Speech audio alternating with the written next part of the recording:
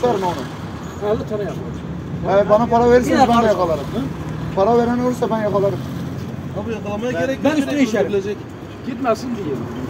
Ya abi güneşten güneşe. Sonra tadını çıkarım. Ben de. Bana iyi de zehirli bir şey vermiyor. Oo adam abi. Yılan var yılan. Tamam başını aldı ya. Aynen.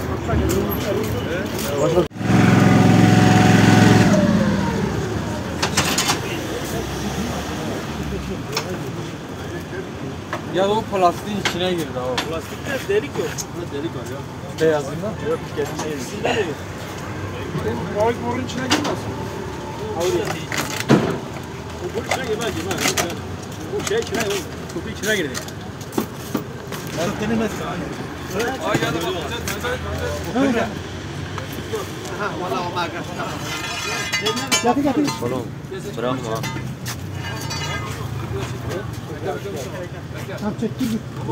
Ara kamera bekle. Ben lan bir tane. Uzak bir yere bırak. Ne yapıyor lan bu? Durmuş bir ha.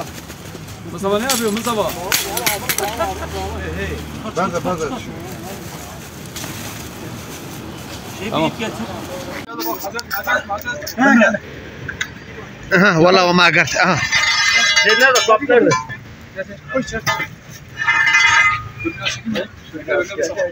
Tamam çektir. Çek. Ara kamera juga belat bunu ale. Adam vallahi çok iyi. Ya yanına bir çay ver. Aha nereye çıkarıyor? Abi götür dibine. Teşekkür. Dur lan gitme. Dur. Hara çe. Hara do para fazo. Ne abi anladım.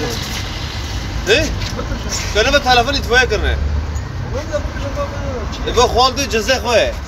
Şu cüzdan koy oğlum. Tamam ya. 7 bin harca sonra. Ama